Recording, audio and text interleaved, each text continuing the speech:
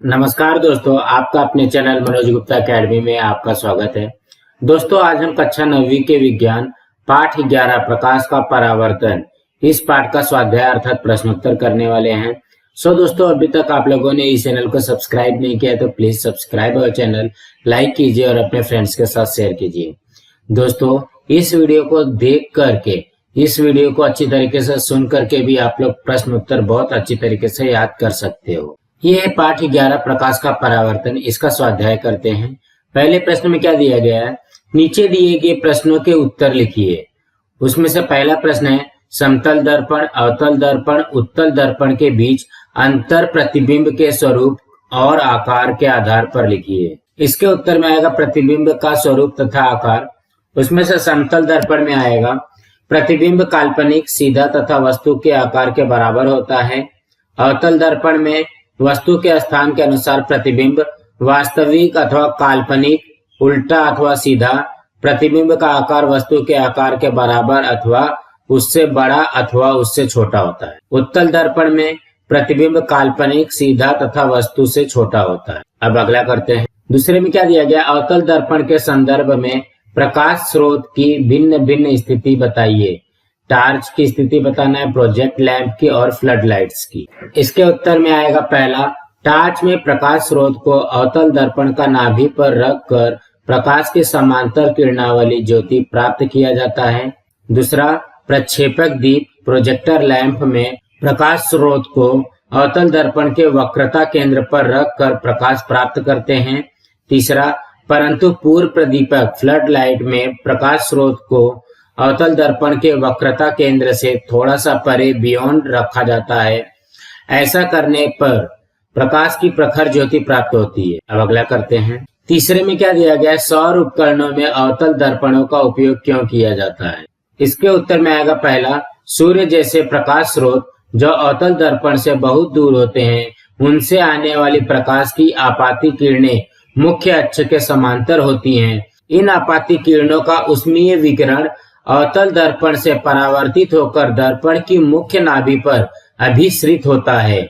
दूसरा, इस अभिसरण के कारण उस स्थान पर उच्च परिमाण में उष्मीय ऊर्जा का निर्माण होता है, इसलिए सौर उपकरणों में अवतल दर्पणों का उपयोग किया जाता है।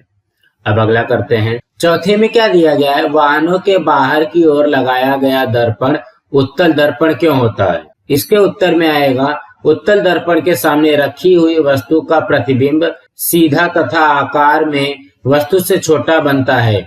मोटर चालक को अपने पीछे से आने वाले वाहनों को सीधा तथा स्पष्ट रूप से देखना आवश्यक होता है। इसके लिए वाहनों के दाईं बाईं ओर उत्तल दर्पण लगे होते हैं। अब अगला करते हैं। पांचवें में क्या दिया गया, अवतल दर्पण की सहायता से कागज पर सूर्य का प्रतिबिंब प्राप्त करने पर कुछ समय उपरांत कागज क्यों जलता है।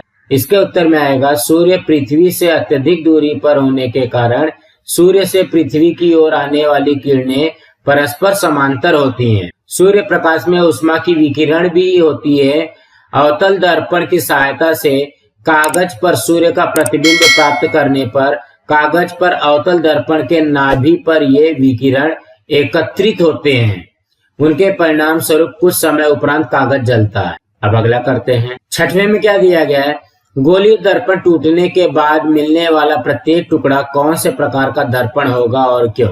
इसके उत्तर में आएगा, गोलीय दर्पण के टूटने के बाद दर्पण का प्रत्येक टुकड़ा मूल दर्पण के प्रकार का ही अवतल दर्पण या उत्तल दर्पण होता है, क्योंकि परावर्तक पृष्ठभाग तथा वक्रता त्रिज्या में कोई अंतर नहीं पड़ता। अब अगला प्रश्न करते हैं। दूसरे प्रश्न में क्या दिया गया, गोलीय दर्पण द्वारा होने वाले परावर्तन के लिए कौन सी चिन्ह परिपाटी का उपयोग किया जाता है। तो इसके उत्तर में आएगा, गोलीय दर्पण द्वारा होने वाले परावर्तन प्रतिबिंब बनने के लिए चिन्ह संकेत हैं।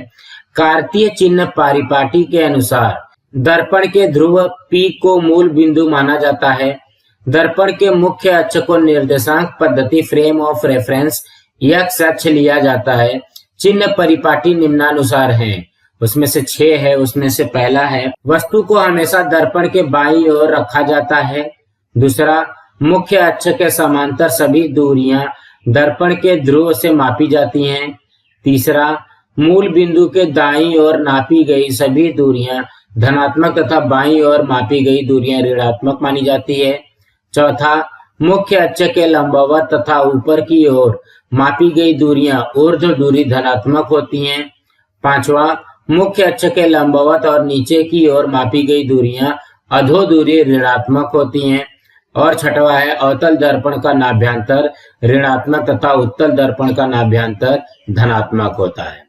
अब हम अगला करते हैं। तीसरे प्रश्न में क्या दिया गया, अवतल दर्पण द्वारा मिलने वाले प्रतिबिंबों की सारणी के आधार पर उनकी किरणाकृति बनाइए। मतलब अवतल दर्पण से कितने कितने प्रकार के हम चित्र बना सकते हैं। तो इसमें टोटल 6 प्रकार है। तो उसमें से पहला प्रकार है वस्तु अनंत दूरी पर। तो यहाँ पे देखो उसके लिए चित्र बनाया गया है। इस स्थिति में प्रतिबिंब अवतल दर्पण की मुख्य नाभि पर बनता है। यह वास्तविक उल्टा और आकार में वस्तु से बहुत छोटा होता है। दूसरा है वस्तु अनंत दूरी तथा वक्रता केंद्र के मध्य। तो उसके लिए ये आकृति है। इस स्थिति में प्रतिबिंब मुख्य नाभि तथा वक्रता केंद्र के मध्य बनता है। प्रतिबिंब वास्तविक उल्टा तथा आकार में वस्तु से छोटा होता है। तीसरा है वस्तु वक्रता केंद्र पर। अगर वस्तु को जो है वक्रता केंद्र पर रखेंगे तो इस तरीके का आकृति बनेगा। इस स्थिति में प्रतिबिंब वक्रता केंद्र पर ही बनता है। यह वास्तविक उल्टा तथा आकार में वस्तु के बराबर होता है। चौथा है वस्तु वक्रता केंद्र तथा मुख्य नाभि के मध्य में। तो उसका इस तरीके से आकृति बनेगा और इस स्थिति में प्रतिबिंब वक्रता केंद्र से परे बनता है। यह वास्तविक उल्टा और आकार में वस्तु से बड़ा होता है। पांचवा है वस्तु मुख्य नाभि फोकस पर। मतलब वस्तु जो है मुख्य नाभि पे है, उसके लिए ऐसा चित्र बनेगा। इस स्थिति में प्रतिबिंब अनंत दूरी पर बनता है। यह वास्तविक उल्टा तथा आकार में वस्तु से बहुत ही बड़ा होता है। और छठवा है वस्तु ध्रुव तथा मुख्य नाभि के मध्य में बनता है। तो इस तरीके से आकृति बनेगी। इस स्थिति में प्रतिबिंब दर्पण के पीछे बनता है। प्रतिबिंब काल्पनिक सीधा तथा वस्तु के आकार से बड़ा होता है।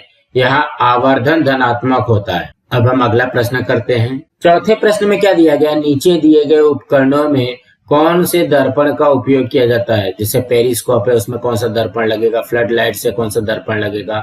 तो पेरिस्कोप में क्या लगेगा, समतल दर्पण। फ्लड लाइट्स में क्या लगेगा, अवतल दर्पण। दाढ़ी करने का दर्पण अवतल दर्पण। बहुरूप दर्शक कैलिडोस्कोप में समतल दर्पण। रास्ते के बल्ब में उत्तल दर्पण और मोटर गाड़ी के बल्ब में अवतल दर्पण लगता है।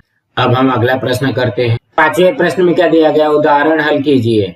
उसमें से पहला प्रश्न है 15 सेंटीमीटर नाभ्यंतर वाले अवतल दर्पण के सामने 7 सेंटीमीटर ऊंची वस्तु 25 सेंटीमीटर दूरी पर रखी गई। दर्पण से कितनी दूरी पर पर्दा रखने पर हमें उसका सुस्पष्ट प्रतिबिंब प्राप्त होगा। प्रतिबिंब का स्वरूप और आकार स्पष्ट कीजिए।